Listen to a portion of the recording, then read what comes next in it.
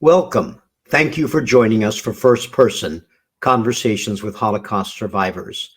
I'm Bill Benson, and I have hosted First Person since it began at the museum 23 years ago. Each month, we bring you firsthand accounts of survival of the Holocaust. Each of our First Person guests serves as a volunteer at the museum.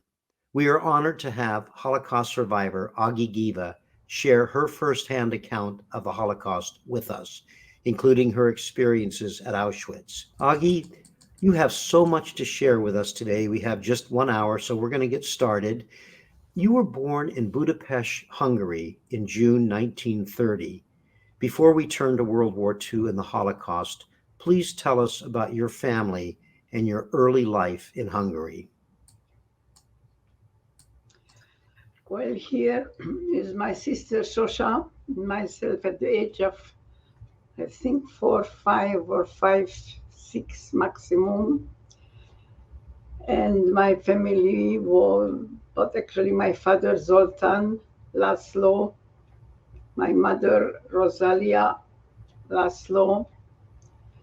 And we were on a farm that my father was the director of.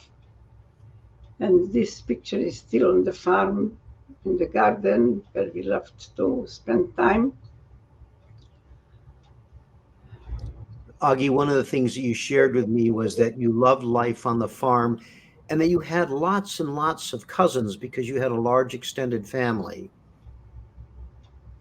I did, and all the usually in summers the family came and spent time with us. And still I can't recall my grandparents. I don't remember any of my grandmothers. I remember one of my grandfathers, but the cousins and the aunts were there every summer. Eventually, though, you left the farm. Tell us why your family moved to the countryside town of Miskolc, Hungary. My father somehow, Zoltan, was fired in 1936, and that was too early actually to be fired because if you are Jewish, the anti-Semitism wasn't that much felt yet, and all the directors actually of these farms that belonged to the aristocrats, they were all fired. My father took it very hard. He got a heart attack, actually never recovered from it. So my mother had to take over the responsibility of looking after the family. Her name is Rosalia, and she thought to have a small hotel will take care of everything, as it did. And here we see, of course, a lovely, lovely portrait of your mother. And the one just before that was of your father. Your father, Agi, saw the importance of languages.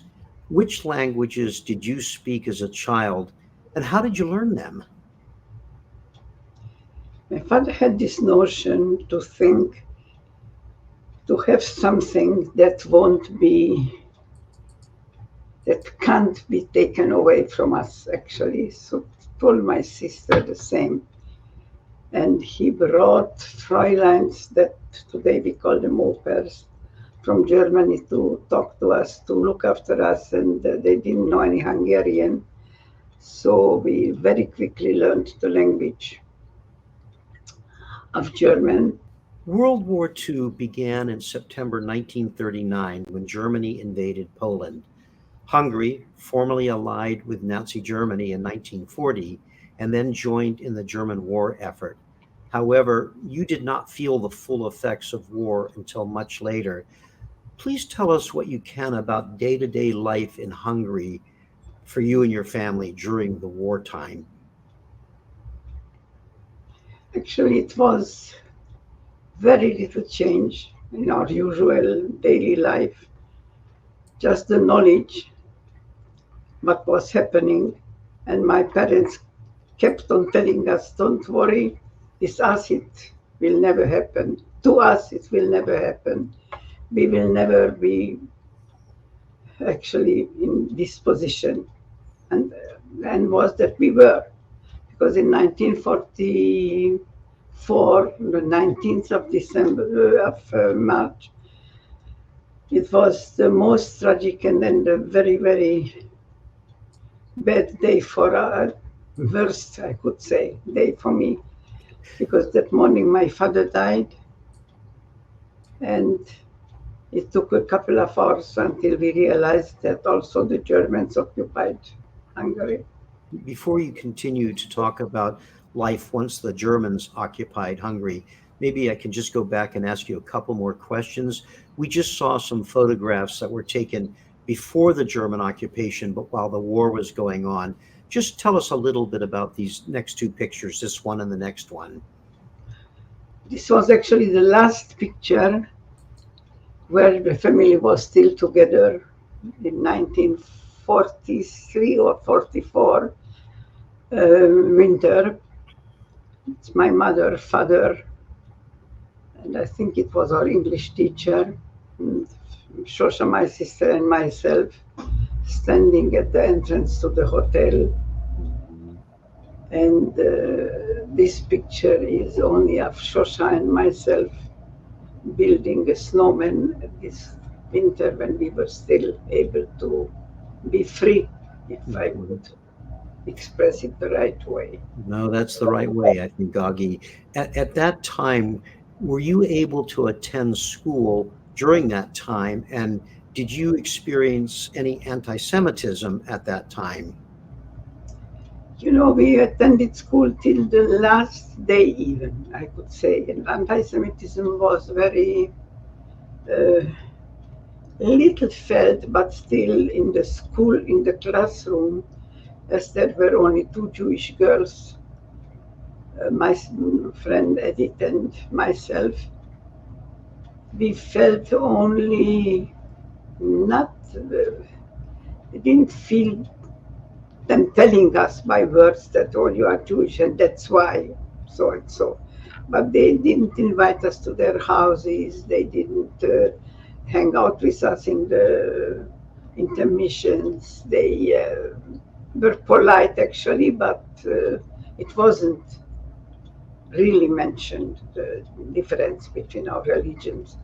But one day when I went home from school, I saw a boy from far picking up stones and starting to throw it at me and yelling, "The dirty Jew, dirty Jew." It was really scary, shocking. I had my hand back on my back, so the stones fell actually on that one. It didn't hurt me physically, but mentally very much. Mm-hmm. But even though I decided not to talk about it at home, not to tell my parents what happened, they would have taken it very seriously. They might have not let me out of the house or something like this. But that was already the last days before the occupation. And of course, once the occupation took place, things changed profoundly, and you began to tell us about that day, March 19th, 1944. And as you said, also the day that your dad died on that day. Tell us what you remember, Agi, about that day. The day became very, very different, and it stayed that way, stayed different. In many ways, we had new rules. We couldn't leave the house without a yellow star on our jacket or blouse, whatever we were wearing. Jewish teenagers were not supposed to have bicycles. We had to hand them into the municipality. We were not supposed to have dogs. We were not supposed to live in our house any longer. I think it took a week or two before we were sent or taken or forced. I don't even know which word is used in this case, taken to the ghetto. That was the worst of the worst situation that I thought that time. Of course, it came much, much worse later. But that time I thought that was bad enough.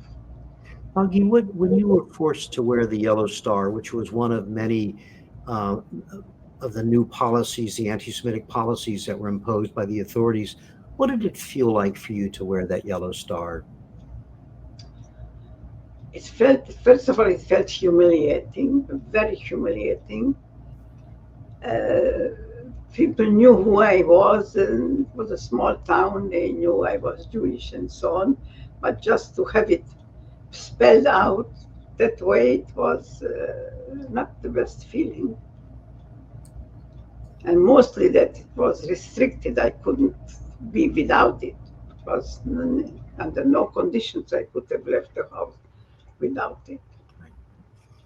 And Agi, as you mentioned, you were then forced to move into a ghetto. What conditions did you face or encounter once you were into the ghetto? And how long were you there?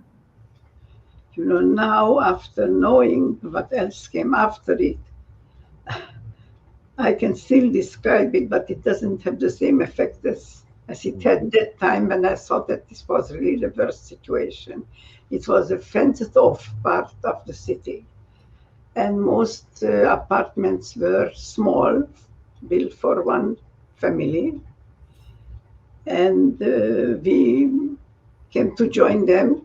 By we, I mean 2, 3, maybe 4, maybe 5 even, families owned into these small apartments.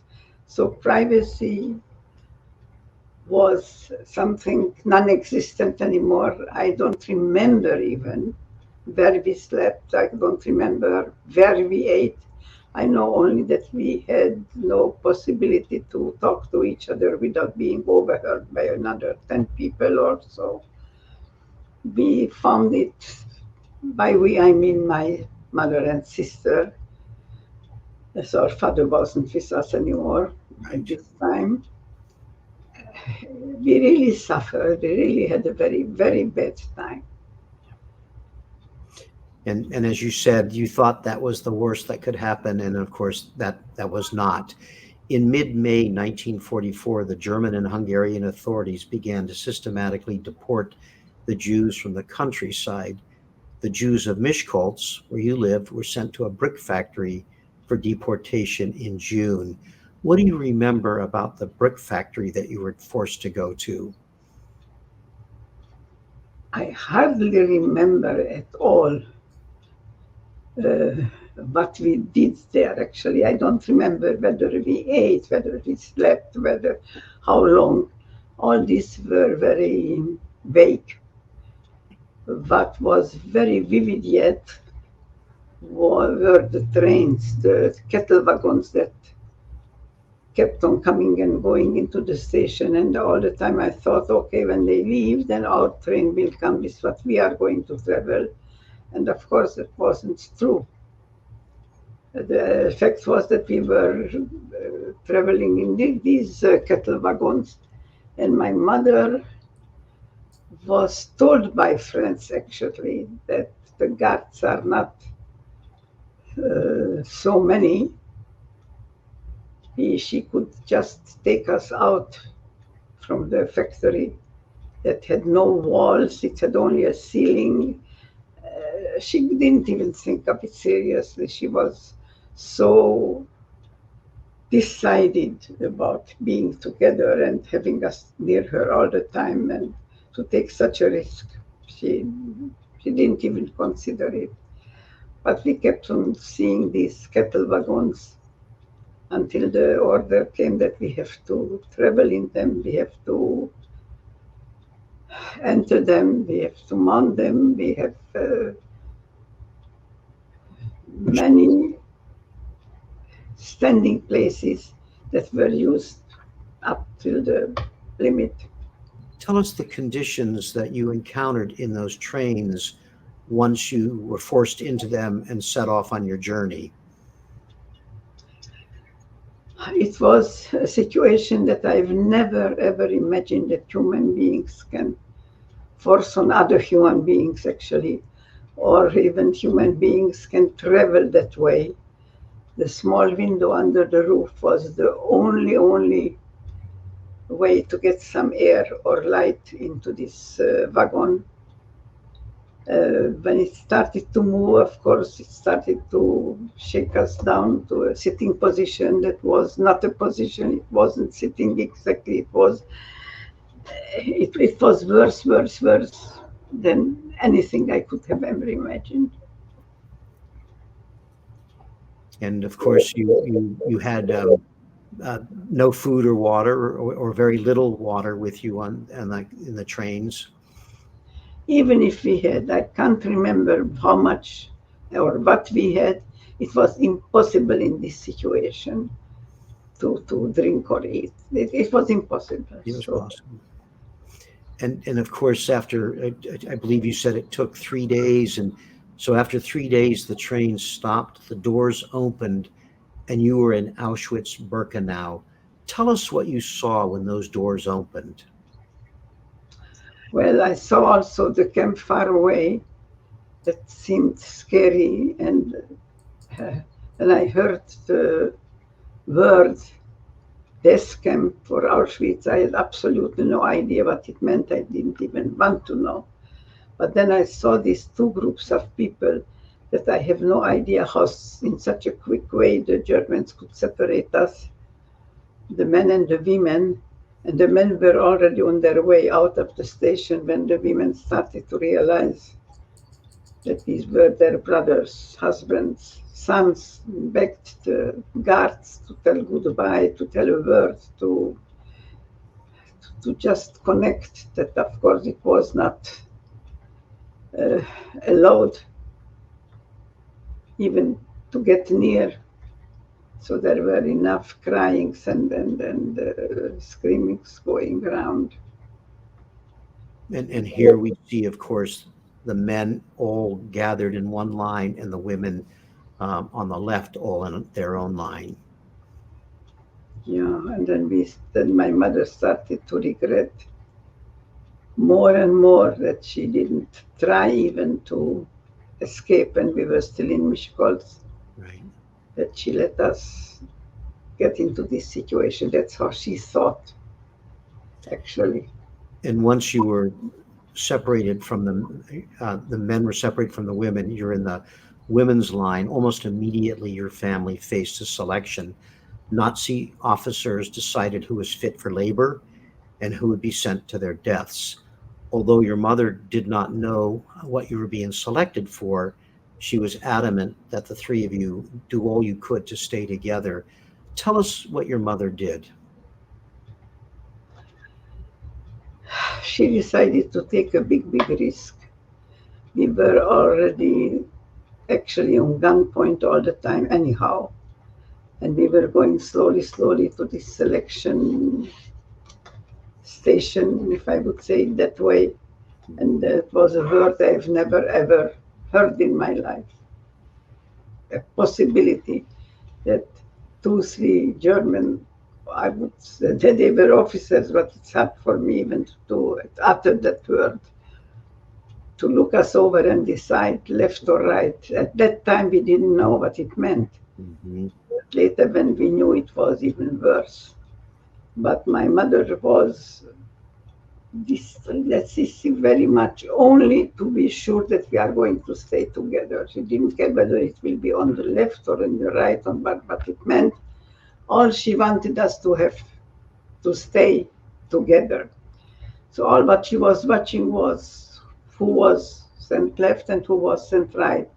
When she decided that right will be the right place for all of us be able to stay together, after she heard actually that it was announced that every girl under 16 goes to the left, then she was even more sure of herself what it meant for us. And then when she heard that people were begging the selecting officers, just let me stay with my mother, please, with my daughter, with my sister. And it was an automatic separation immediately. So these were the main points that she told us when she got back to us, of course, on gunpoint again. Was lucky that she could tell it to us.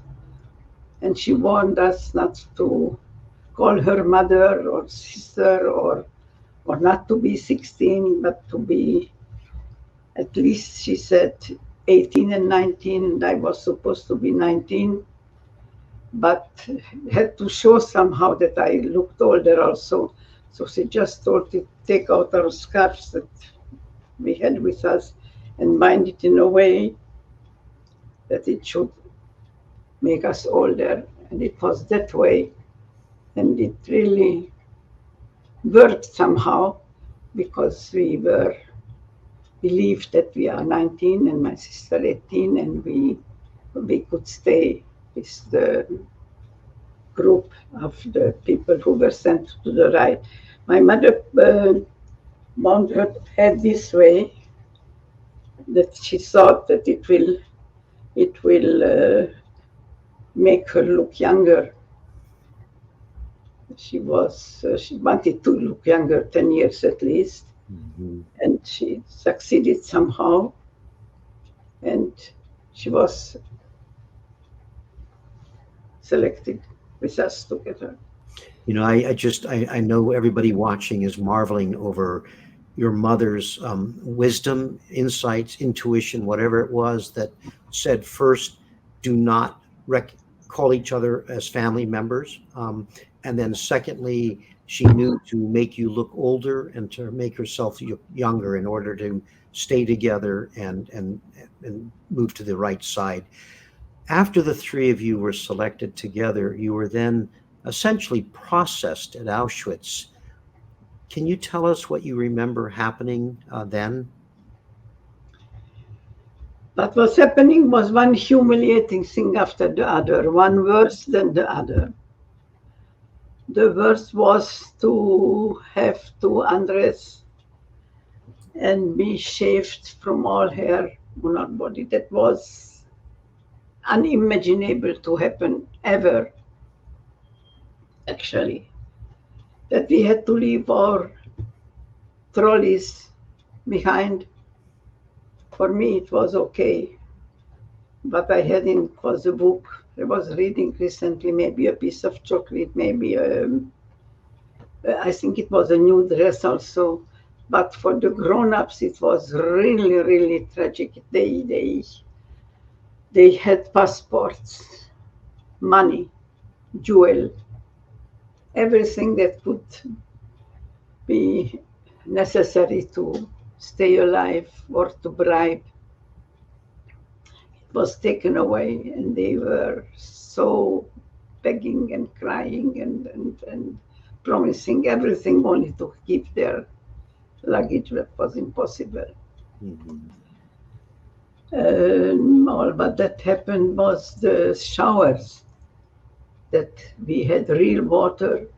In the other barracks, it was gas that I couldn't understand what it meant even.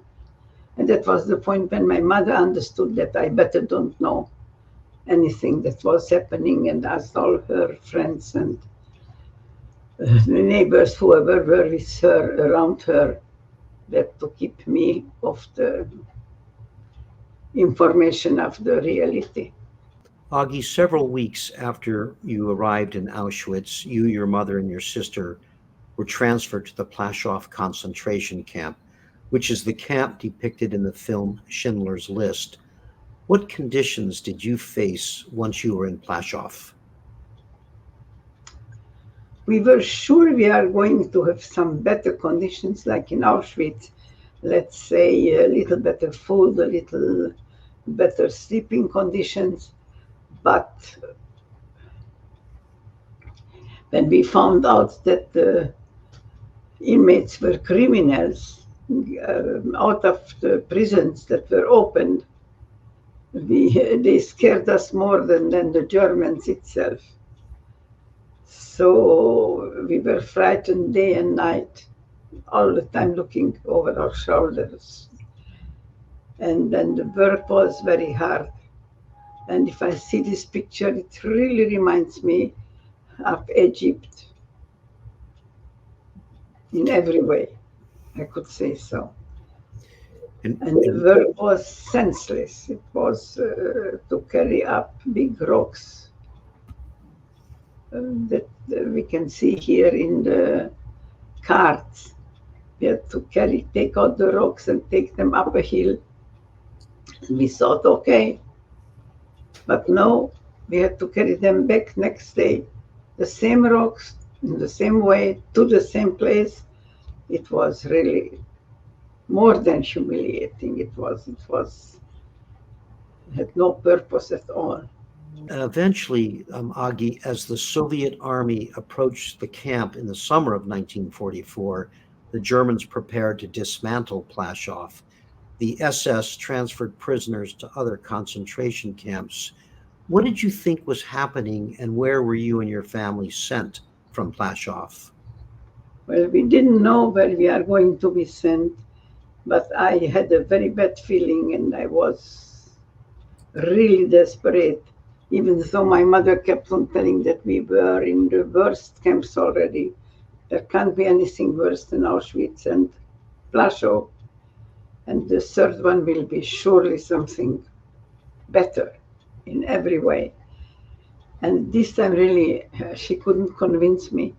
And when we opened the door and we looked out where we were, and I saw that we were back in Auschwitz, I realized that was really the worst that could have happened.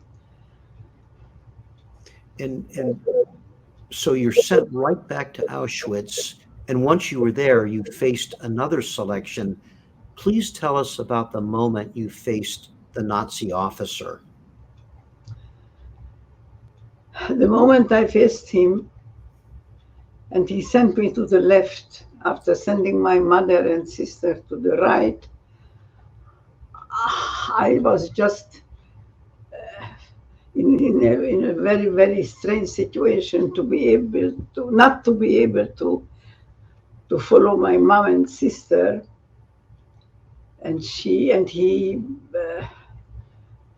just was waiting, why don't I move? Why don't I go to the left? And I told him, no, please, I would like to go to that side. And he asked, but who is on that side? What is on that side? Hoping that I will say my mother and sister. But after my mother told us at the first selection never to mention the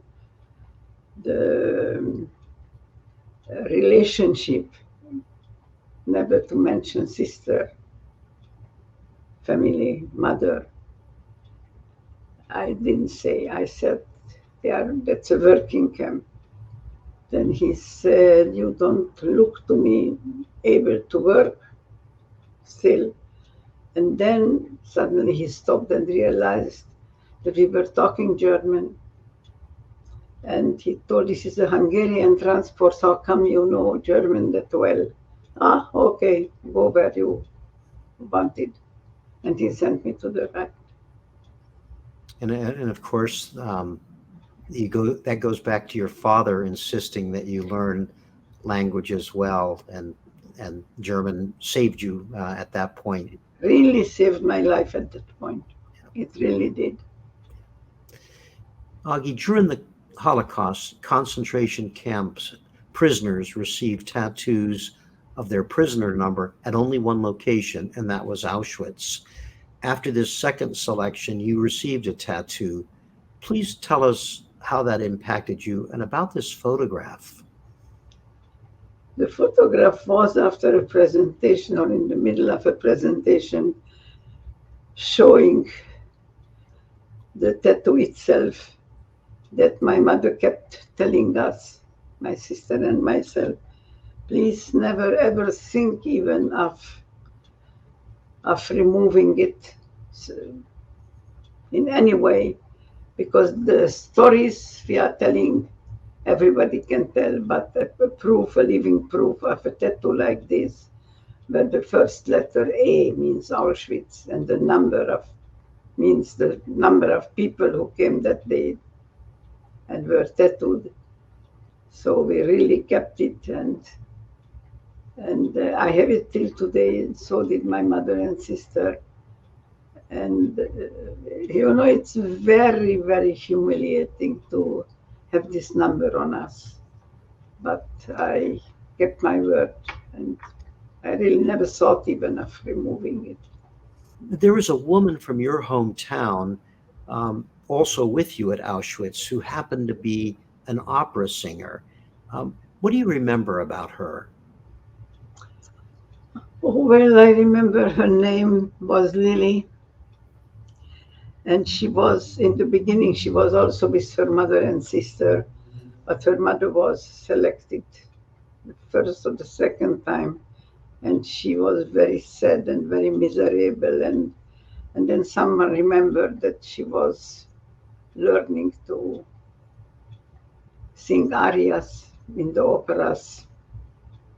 And then we started to ask her to sing us. In the beginning, she didn't even think of it and didn't even wanted to sing. But when she did and when she decided, it made not only us feel so very good, but it made her feel better. So she did it almost weekly, on a weekly basis, and sang us all the beautiful arias of the operas we knew. In the midst of all the horror around you, that must have been just a remarkable little short respite for each of you. It was for all of us, yes, it was. We could close our eyes and just imagine we are in an opera house. We really hear a real opera, a real aria. We could do it. And it helped. It really helped. Agi, in the fall of 1944, camp authorities selected you, your mother, and your sister for work in a small labor camp in Rochlitz, a subcamp of the Flossenburg concentration camp in Germany. In 1944, the production of aircraft parts determined many labor assignments in the Flossenburg system. Please tell us about the type of work you were trained to do while you were at Rochlitz. At Rochlitz, we were told to have a piece of aluminium given to us with a plan how to make it work, how to make a screw, a spare part of a real aeroplane out of it. And my machine was called the revolver Drehbank. And when I got this plan and a pencil and I could sit on a chair, it really made me feel very good. It made me feel even better seeing this pencil and using it in a piece of bread, and that was a big deal those days. It made me feel again responsible and human after all what we went through in Auschwitz. And I've learned how to make this machine, how to make the screws out of this aluminium piece with some practice. And when we were ready, all of us, that were 180 Hungarians, 20 Polish people, we were sent to the real factory in Calf, near Stuttgart. So once your training was completed, that's when you went to Calv to actually make those screws. Yes. So once you got to Calv, which was a subcamp of the Natzweiler Struthof concentration camp, once you were there then, what were the conditions like for you now that you were to start making these screws? The conditions were very surprising. I really couldn't have imagined that they will be that much different from Rochlitz, where we were training only actually, but that the real work should be 12 hours at night was a real surprise and a challenge to start at 7 in the evening till 7 in the morning to stand near these machines, and it has to be standing. And then to try to rest the daytime, that was impossible. I had a very hard time. And then, of course, I thought that this will be the worst. This is the worst. Not the ghetto and not what came after it and not being in Auschwitz. That was the worst. But of course, it wasn't. After working in Cal for several months, you and the other workers there were, as you said, 180 Hungarian women and 20 Polish women, 200 of you. You were then sent on foot on what is known as a death march in extremely harsh conditions. Tell us about that death march and what you thought was going to happen. This time, I really can say that this was the worst. It was really the worst. We had no suitable clothes. We had no underwear. We had no socks. We had no scarves. We had no gloves, had such stuff we couldn't even dream of. We just had one dress and one pair of shoes that did not fit all the time. We were very, very cold, very tired, very exhausted. Had to walk all the night, never on the roads, always in the forests, because the German guards, we had 6 of them, 1 woman officer, man officer, 4 soldiers. They were not allowed. They surely had their orders not to keep us on the main roads where it would be more comfortable to walk, actually. The rain would be easier, the wind would be less. But no, we had to walk through the forests, and they had to look for a barn for us in the mornings to sleep in. And then they saw that there is no possibility to find food. They told us, find your own food in the barns. That was usually a raw carrot, raw cabbage, and raw potatoes. Sometimes the villagers tried to give us something that, of course, the German took away before it got to us. It was impossible to rest or sleep in these barns. We had a very hard time. Very, very, very hard time. As you were marching, as you said, you were forced to walk through the woods, not on the main roads. When did you know that you were free? When did you realize that?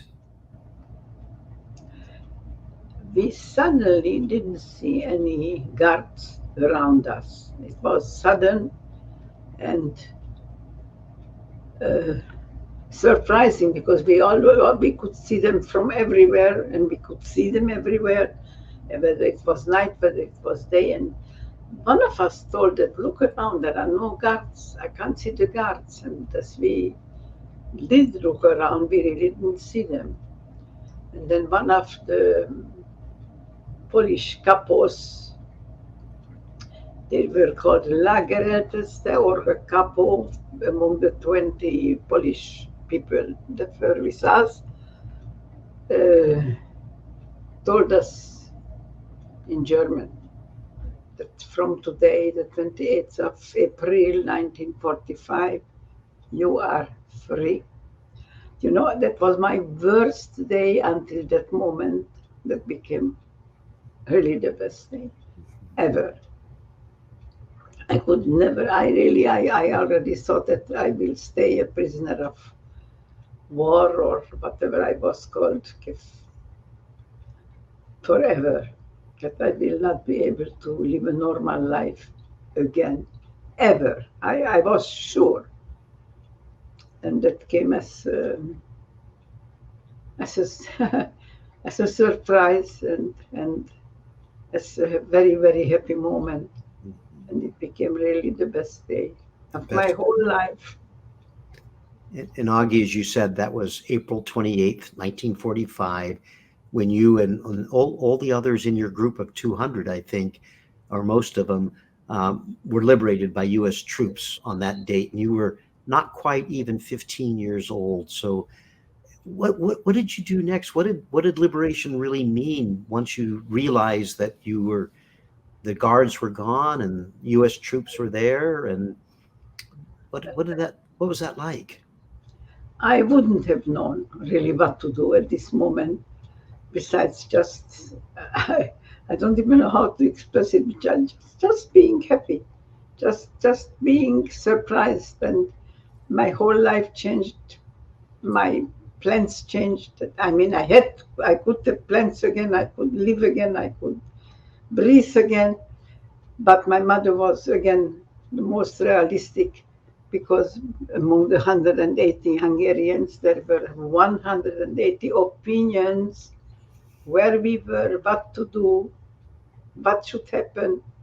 So she didn't even want to participate with anyone. She told, that's what I want to do, that's what I think is correct. Whoever joins me will go. She wanted to leave immediately this forest. She wanted to go, let's say, west, but I can't remember exactly what was the direction. 30 women joined her, and we started out at a certain direction, let's say west. When we heard these English-speaking voices, that made us very happy.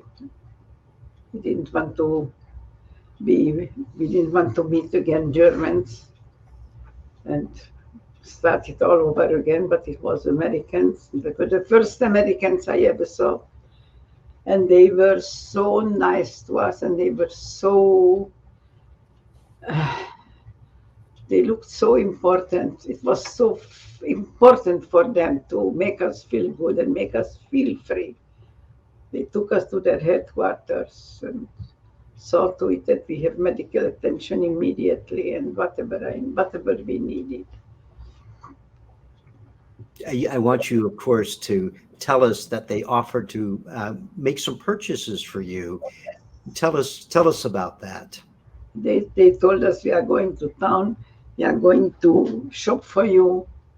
So please, everybody should tell us what you dreamt of the whole year, what you missed most.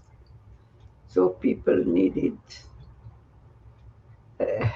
either a cap or a scarf or a pair of shoes or a schnitzel or a creme schnitz or a piece of chocolate.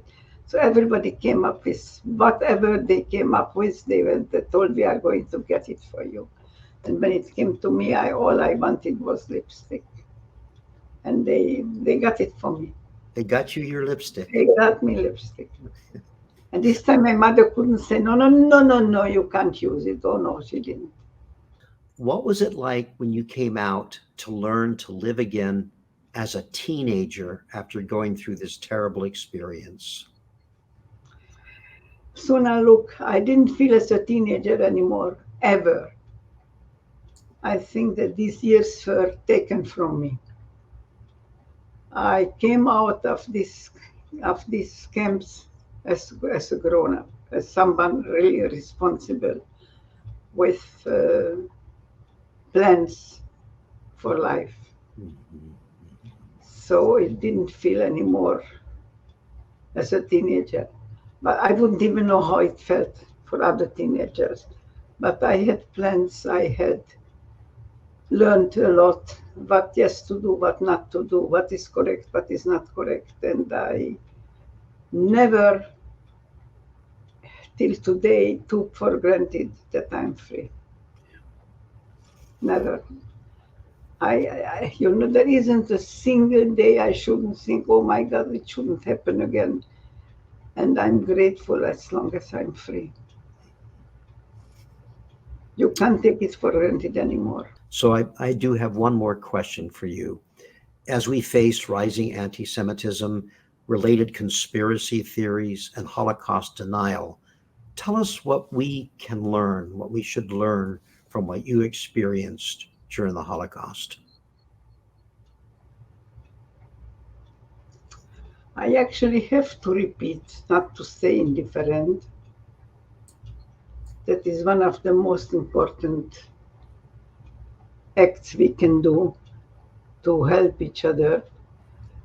For the younger people, I would say to find someone to look up to respect, and follow in every way, whatever they choose or advise to do.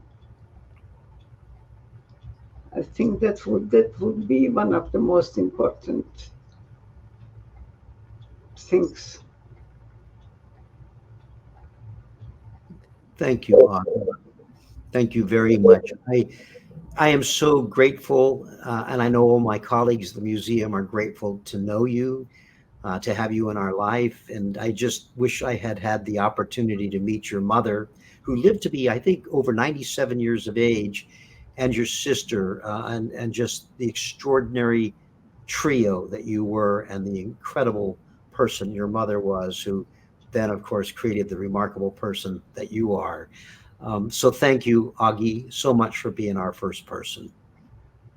Thank you for having me.